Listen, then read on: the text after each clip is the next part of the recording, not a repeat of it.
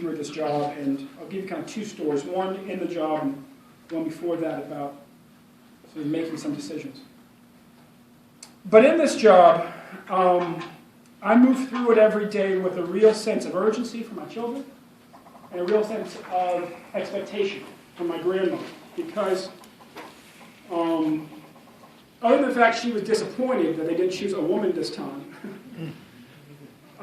she let me know that it wasn't worth doing this job unless you were going to do it well, and you were going to have me back.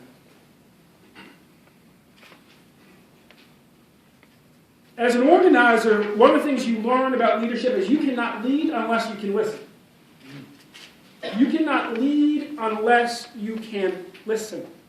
Your job as an organizer is to ultimately discern not just what the problems are, but what the people believe the problems to be, what they want to change. And even more importantly, once that's identified, from your relatively privileged vantage point as a full-time agitator, what the possibilities are for making change happen as quickly as possible. And that means that you have to be prepared in the instant to sit with somebody who you fundamentally disagree with on like 99 of 100 things, and find the one thing that you can't agree on so you can get that done, if that's on the community's list of what needs to get done.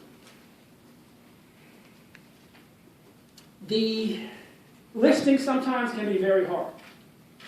There can be a sense that a lot is at stake, and frankly, the conversation is pretty hopeless.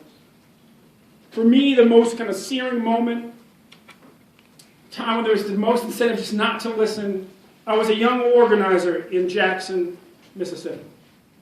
The governor had said he was going to shut down 2 public historically black colleges. That's all you have in Mississippi, historically white colleges, historically black colleges.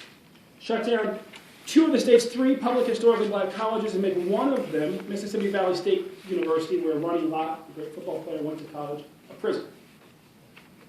And I was working for students who had decided that they were going to save their colleges and make sure that their state got back on track. We were planning a big protest, and we decided that, turning a college into a prison isn't like a sort of an anti-civil rights thing, it's an anti-American thing. And that it would be a shame in the late 20th century if the only people who rose up to say, don't turn that college into a prison, were black Mississippians. That there had to be allies there. There had to be, amongst them, white Mississippians. And so we were looking for white liberals in Mississippi on short notice. We had a protest in a couple of weeks, and we had a demographic conundrum. We needed, white liberals there, so many that they wouldn't fade into the crowd, that they would stand out. And we looked on the calendar, and we realized that Earth Day was coming up. And we said, we can find them on Earth Day. That's when they pull out the tie-dyes, and they put on the Birkenstocks, and they throw their hair back in a ponytail, and they make themselves known, if only for an afternoon in Mississippi, before they fade back in. And so, these are days before, these are days when cell phones were this big and gave you brain cancer, and were very expensive.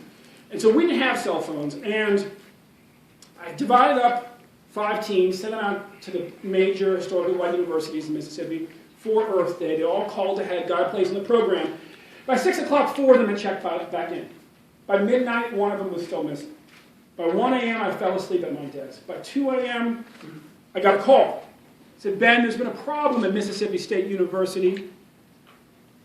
We need you to get down to the Waffle House where we're huddled and help us figure out how to deal with it. Well, you can see my size. I had no problem. I knew exactly where every Waffle House was in Jackson.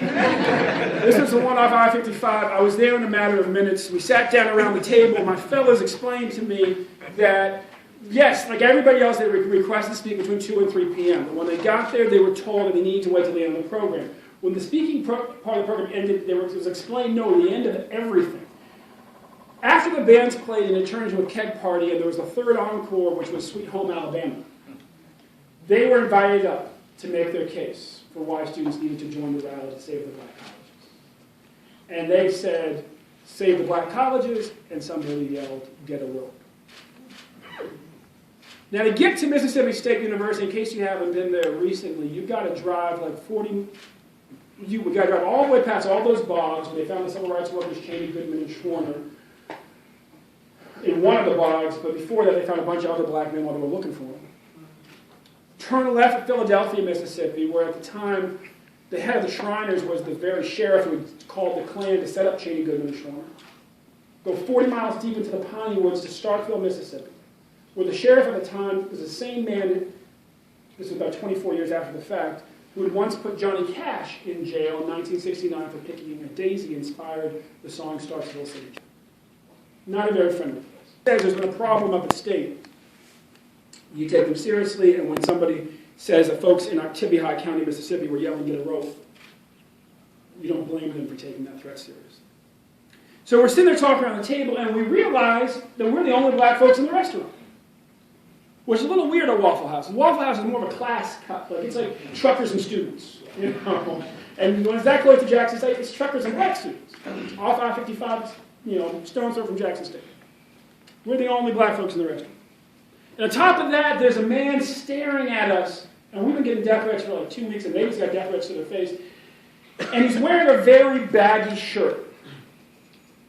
It's an older white guy. He has feathered hair. He has a sunburned face. He has gold rings on every single finger. And he's wearing sort of like an all-white kind of Hawaiian-style shirt. In Mississippi, for $100 and no felonies, you could get a license to carry a firearm anywhere on your person, wherever you wanted to go. And so he walks over to us holding these two big, Waffle House created to accelerate obesity, right? And they're to-go bags with grocery bags. These two big grocery bags. And he walks over to us and he says, "Y'all the boys I've been seeing on television?" Read outside agitators. We look around, only black folks in the restaurant. It's 3 o'clock in the morning. We get a death threat. We say, "Yes, sir." He says, "Hold on a second." Turns around, put down his bags. And just then, the fellows realized that, started mouthing, we can't see his hand. We can't see his hand. Clear he's right-handed. We can't see his right hand. He's turning around, and they're getting ready to jump. I said, "Just hold up. Let's listen to what he has to say." And they gave me this look like that we might be dead by the time he says what he has to say. And he swings his hand around and he says, "Well, I just want to shake your hand. If I had been born an N-word in this state, I'd be mad as hell too. Y'all, N-word, stop fighting back." And not 25 years ago, we're talking about 1968 when King was killed. I have no earthly idea why. I own the used car lot right down Highway 49. If you need anything, if you need money, if you need a car, if you need a friend, you just come see me. The next day, I sent those young organizers who were ready to pummel that guy into the ground down to his used car lot to get a donation from him and tell him about the rally and ask him to tell anybody who was like-minded about the rally too. We had made one mistake that day. We thought that we knew who our friends were and therefore who our friends weren't. We thought that we knew our friends would be the folks wearing the tie-dye shirts at Mississippi State. That was not the case. The old guy who stared at us, real mean-like, wearing a baggy shirt that could conceal a .45, was our friend. We took that as inspiration to stop making assumptions and start focusing on being good organizers. And to this day, those schools are still open. Amen. Thank you. How does that impact me in this work? There's a very large retailer that, like many large retailers, had a lot of complaints about how they treated their workforce. And we were suing them over one of those complaints.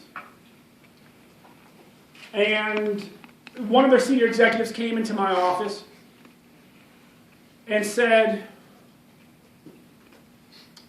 "We want to have a relationship with the NAACP." And I said, "We do have a relationship. She said, well, how would you define that? I said, we are suing you. She said, yeah, we would like to also have a positive relationship with the NAACP. And I said, well, I'm glad that you said also. And she said, why? I said, because we're not going to stop suing you. And she says, look, that's understood. That's what you guys do. That's your role. I respect that. Isn't there something else that we can work on at the same time? I said, well, quite frankly, the only way that my labor committee, and we have lots of constituencies under the folks who are from corporations on our board, we have folks who are from unions on our board, we've got to keep all of them together. We have community activists, we have a wide range of folks. And I said, the only way that my labor committee is going to tolerate me working with your company, us working together, all of us working together, while this lawsuit is ongoing, is if we're working to solve something tougher than what's at issue in the lawsuit. She said, what could possibly be at issue in the lawsuit? What could possibly be tougher than what's at issue in the lawsuit? And I said, discrimination against formerly incarcerated people.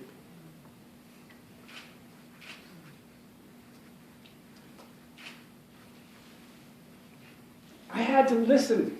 To get to that point, I had to listen to what she was saying. It would have been very easy to run her out of my office. And then yet, what I gave her, you have to have, sort of maintain that courage to listen, to actually then have the courage to speak.